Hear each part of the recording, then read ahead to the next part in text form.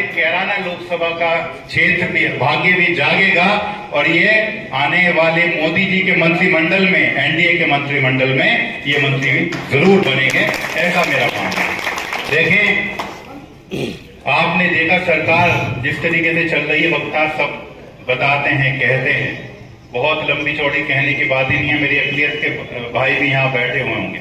मैं खास तौर से आपको बताना चाहता हूँ, हमारे से लोग बहस करते हैं, हम ये कहते हैं बताओ अगर फ्री में जो राशन मिल रहा है बताओ उसमें कोई भेदभाव हो?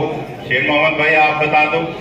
हमारे कस्बों में, नगरीय क्षेत्रों में जो है प्रधानमंत्री आवास योजना जो है चल रही है, हमारे कस्बे में ये तिरथपाल जी बैठे हैं बता देंगे, 1300 मकान हमारे कस्बे में बने हैं। 60% बने, उसमें जो है आबादी के अनुपात से बराबर का हिस्सा जो है सबको मिला। बताओ 70% कहीं कोई भेदभाव? आयुष्मान कार्ड, मैं समझता हूँ बेचारा गरीब इंसान जिसके कहीं पीते में पथरी होती थी, अपेंडिक्स का छोटा सा ऑपरेशन होना होता था, या हार्ट की कोई परेशानी दिक्कत हो जाती थी, उसकी जेब में 1 रुपया नहीं होता था, ऐसे ही बेचारा अपना इलाज ना कराकर जो है अपनी जान दे बैठता था। आज 5 लाख रुपए तक का आयुष्मान कार्ड से मुफ्त इलाज होता है। बताओ कहीं कोई भेदभाव? कह रहे थे कि सोशल मीडिया पे चल रहा है कि भाई सैनी समाज ने जो है समाजवादी को समर्थन दे दिया है, कहीं ठाकुर समाज ने दे दिया है, कश्यप समाज ने दे दिया है। मैं बैठा बैठा सोच रहा था अगर ये सब समर्थन दे देंगे तो भाई हम कहाँ जाएंगे, भाजपा कहाँ जाएगी और ये हमारा गठबंधन कहाँ जाएगा? ये तरह तरह की अफवाहें हैं, जिस तरह की मीटिंगें हैं, जिस तरह का प्यार जो है गठबंधन के लिए हम लोगों की नजरों में देख रहे हैं, मुझे पूरी उम्मीद है, मैं दावे के साथ कह सकता हूँ कि पिछली बार से डबल जीत हम लोगों की होने जा रही है, इसमें कोई शक नहीं है। और मैं कहता हूँ ऐसे कैंडिडेट तो मिलते भी नहीं है।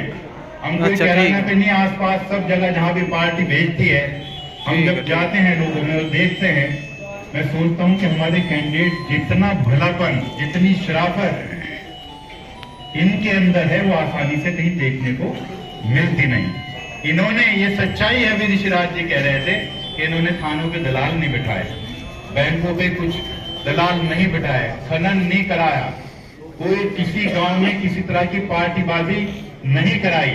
और मैं दावे के साथ कह सकता हूं कि इतने लोग, आप आज यहाँ पर सभी लोग बैठे हैं, कोई एक आदमी ये नहीं कह सकता कि थाने में इन्होंने कभी नाजायज कोई गलत खून, कोई गलत सिफारिश की हो। तो आपको, हम लोगों को और क्या चाहिए? मैं लोकसभा में भी बोलते हुए देखता हूँ, अपने क्षेत्र की समस्याएं वहां रखने का काम करते हैं। हमारी ट्रेन की, जनता एक्सप्रेस की परेशानी थी, वो आपने दूर कराने का काम किया। जो स्टॉपेज जहां बढ़ रहे हैं, अब फिर जो है इसकी कोशिश करेंगे।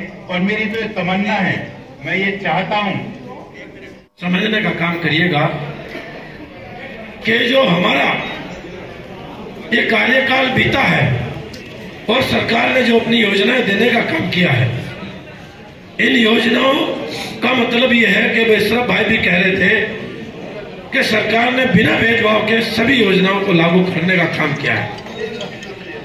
अंतिम से अंतिम पायदान पर बैठने वाले व्यक्ति तक योजनाओं का लाभ पहुंचा है और बिना भेदभाव के पहुंचा है। सरकार का काम सड़क, बिजली, पानी, कानून व्यवस्था, चिकित्सा, शिक्षा, इन पर काम करने का होता है। और इनमें से किसी भी सेक्टर में अगर कहीं आप लोगों को खराब लगता हो वो आप लोग बताइएगा। मैं समझता हूँ किसी भी सेक्टर में, किसी भी योजना में जरा सी भी कोई खराबी नहीं है। आज हमारे जिले शामली के अंदर बड़े बड़े हाईवे बने, एक नहीं 5-5, 6-6 हाईवे। रेलवे के सेक्टर में बहुत बड़ा बदलाव और अन्य कामों को लेकर के, कहीं अस्पताल बनने की, कॉलेज बनने की, केंद्रीय विद्यालय बनने की, अपने नवोदय विद्यालय पर की सहमति के बगैर में बदलाव नहीं करूंगा। उसके लिए मुझे आपकी सहमति चाहिए। अगर मुझे तो साथियों, बातें तो बहुत सारी हैं विस्तार से बताने की। चुनाव आपको बनाने मेरे भाई है, चुनाव की गर्मी पूरी तेजी से रफ्तार पकड़ चुकी है और इस चुनाव की गर्मी के साथ साथ मौसम की गर्मी भी साथ साथ अपनी रफ्तार पकड़ने का काम कर रही है। लेकिन इस बात का विशेष तौर पर ध्यान रखना होगा कि चुनाव की गर्मी मौसम की गर्मी पर भारी रहनी चाहिए, न कि मौसम की गर्मी चुनाव की गर्मी पर भारी हो। दूसरी बात ये कहना चाहूंगा, अभी मुकेश भाई कह रहे थे कि पिछली बार 3 प्रमुख दल आप लोगों के सामने चुनाव लड़ रहे थे, उसके बावजूद भी आप लोगों का परिणाम यहां अच्छा आया। अब की बार एक ही मान लो, कांग्रेस का तो ज्यादा कुछ है नहीं, और भाई इधर बीएसपी अलग लड़ रही है। आरएलडी का बहुत बड़ा सहयोग, बहुत बढ़िया वोट बैंक आज भारतीय जनता पार्टी के साथ गठबंधन में लगा है। इसका लाभ निश्चित रूप से बहुत अच्छा देखने को मिलेगा। अब मनोवैज्ञानिक दृष्टिकोण से अगर देखें, किसी भी प्रकार से आपका पक्ष इंच भर भी कमजोर नहीं है, लेकिन कुछ लोग झूठ और अफवाहें फैला करके ऐसा वातावरण बनाने की कोशिश कर रहे हैं जिस प्रकार के वातावरण से चुनाव में बचने की जरूरत होती है। विरोधी लोगों के पास आज आप लोगों के खिलाफ बोलने के लिए कुछ नहीं मिलेगा। अभी भाई साहब कह रहे थे, ऋषिराज जी कह रहे थे कि भाई कहीं गुंडे नहीं पाड़े, कहीं बदमाश नहीं पाड़े, कहीं किसी के साथ अन्याय नहीं किया, किसी के साथ जायज नहीं की, कहीं अपने पद का दुरुपयोग नहीं किया, सरकार का दुरुपयोग नहीं किया।